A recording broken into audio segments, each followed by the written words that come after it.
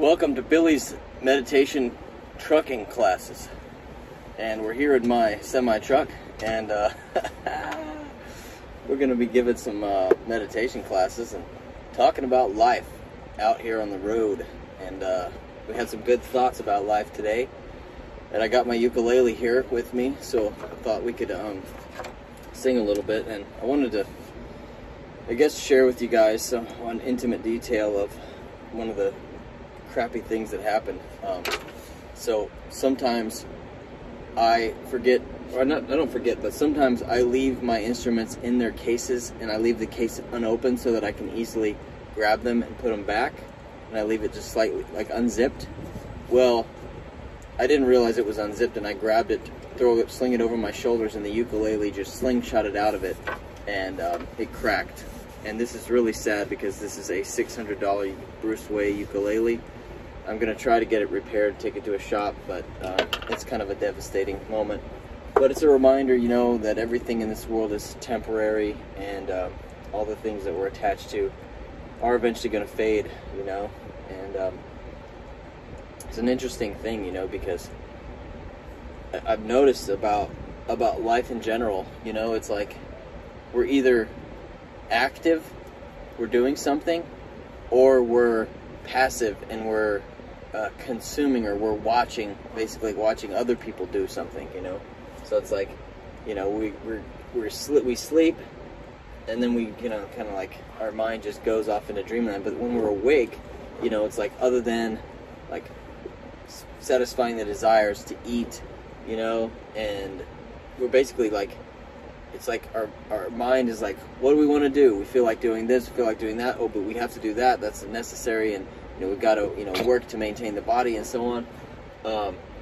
So we go out and we do activities, you know, and it's almost like it's a dance or an art form, you know, that each person has their certain way that they do, and that their preferences and the way that they like to do things, you know, whether it be cooking or cleaning or whatever it may be for each person is different. That's their, like, dance, their little dance of life, so to speak, you know.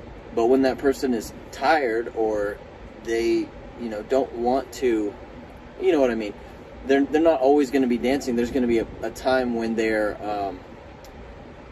just wanting to kind of rest. The body's tired, and during those times, we like, as social humans, we like to watch the dance of others, and we take inspiration, you know, from that. We draw from that, just like as we're children and we learn from our parents. We consume, we watch content from other people, and that's their dance of life that they're doing. So you've got millions and millions of humans all doing their own dance or watching others dance, and it becomes a type of competition because we try to do the best, we try to live the best way that we can, and do the best that we can with our abilities and talents.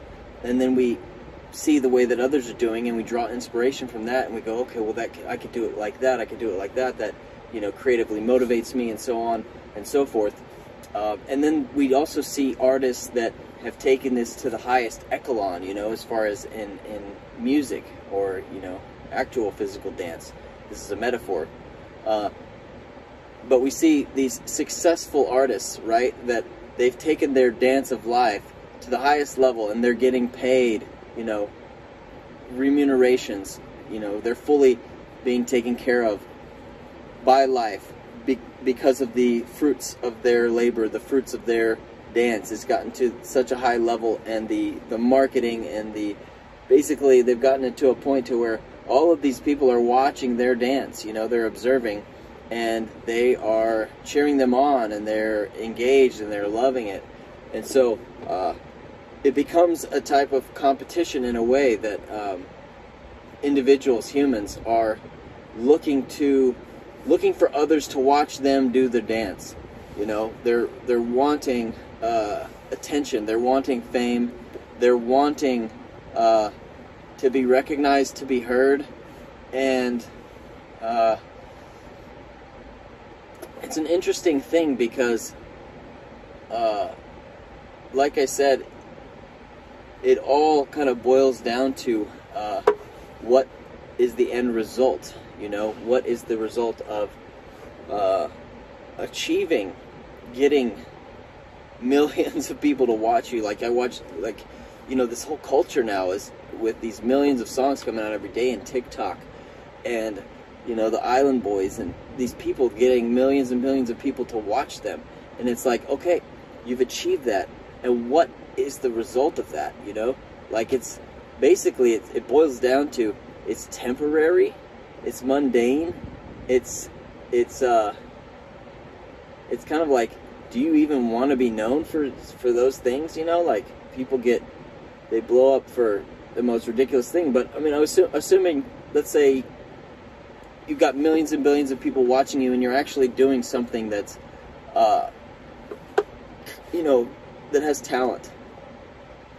Still, when the life is over, it's going to be gone. It's going to be taken away. It's not, you know, within 10,000 years, your name will no longer be remembered, and your art pieces will have been washed away in the tides of time.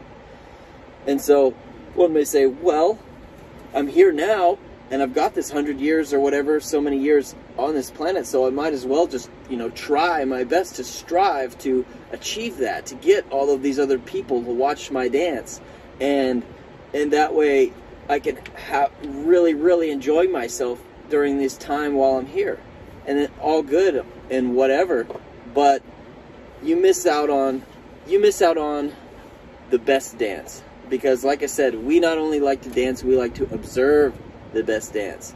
And so when we observe others dancing, we go, oh, that's good, oh, that's good, oh, that's good. And then the ones that are getting really good recognition, we go, wow, I want to, you know, like, I want to buy their merchandise, or I want to buy a ticket to go see them. So when we go to see a show, that better be spectacular, you know. When we keep raising the bar, certain people have different standards of music, you know. A lot of people just like stuff that I don't particularly find very tasteful. You know, I have a very specific type of taste. To me, something has to be really super deep and compelling. So the person who has the best dance, the best concert, the best performance, this is what we should be going after. You know what I mean? This is what really will fill our hearts and will make us satisfied, you know. And I don't know if you've been to an awesome concert, but it's really thrilling. So if we think about this, if we think about how this pertains to our life as trying to dance and observing others' dances, we can really boil it down to eligibility. And this is really important, because this is pertaining to really the whole point of human existence. Everything boils down to eligibility, okay? And eligibility is your ticket to the most amazing concert, the most amazing performance, the most amazing dance of life. To observe that, to become a part of that, you have to become eligible, okay? So we're not eligible right now. We're not eligible to even come into contact to learn about what that is that we're missing out on. You understand? So to become eligible requires purification of consciousness. That means that one has to take steps and actions to raise one's consciousness to a higher vibration. In other words, purify one's existence. Get our heads out of the gutters. Gradually leave behind these things that are bogging us down and making us focus on ourself more and more and more, and the material energy more and more and more. And slowly we become eligible to take part in observing the most fantastic dance of life from the most fantastic performer of all time, who is the director of the highest kingdom, of the highest planet that's available for every being to enter into and observe and go back. So this is just this. You can go, oh well, you're getting into religious territory here.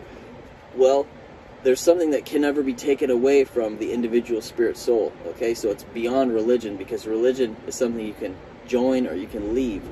But the true nature of the soul can never be taken away. And that soul can exist in this material world and try to dance amongst all of these other people and try to gather fame and get everyone to watch me, and then have it ripped away and lost at the end of this life, and then move on and keep trying to do it again. Or you can become eligible to enter into a permanent dimension wherein you're going to be watching the most awesome show of all time continuously, never stopping. I mean, why would anyone not want to do that? I mean, once you truly learn about what it is that you're missing out on, you're going to want to take steps to move in that direction. If you don't, you're just an imbecile, or a complete a person who has just got their head up their rear end. Which, I mean, I guess I'm losing air here. Hold on. You got to keep those air brakes loaded up. I had the engine off, so the air was not refilling. So eligibility, it can happen over many lifetimes, you know. So it's not just a one lifetime deal, but it's a gradual process, and doing good for others helps you build what's called security, and that carries over lifetime to lifetime and becomes one of the conditions of your eligibility.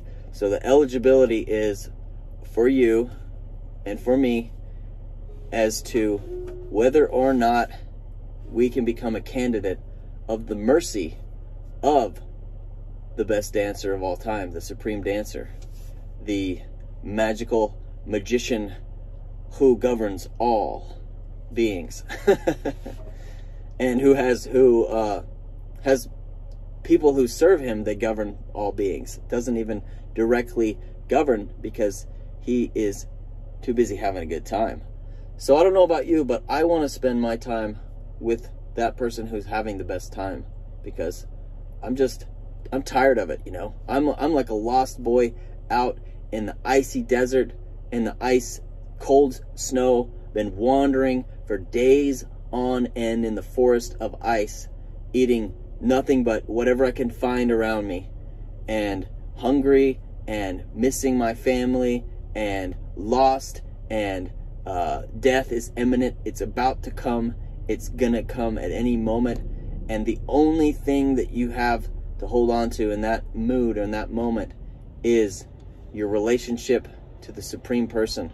You have to turn in prayer and really, really directly clutch onto him and ask for forgiveness for all of the shitty things that you've done, the sinfulness, the neglect, the offenses, and pledge yourself to his service. You know, this is your link that is going to help you become eligible. So that's my message to you for tonight. I hope that all of you become eligible to achieve the highest of the high, because that's your birthright as an individual living soul, and you deserve it. And give up those bad qualities and bad habits. Don't try too hard and don't beat yourself up. Just let them gradually fall away and take shelter in these holy mantras, these yoga mantras, which are non-different from the Supreme Being. They are concentrated prayers. They are glorifications of the relationship between the individual soul and the Supreme Soul. This will wash our hearts, wash our minds, and grant us eligibility.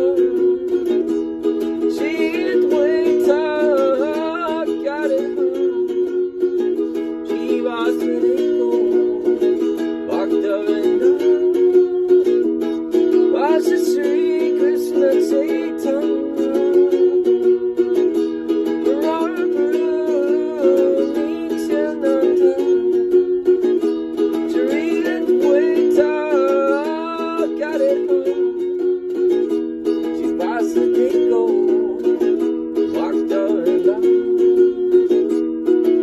And he won't let time go. Need time go, honey go. Honey go, need time go. Need time go, honey go. Honey go, need time go. Need time go.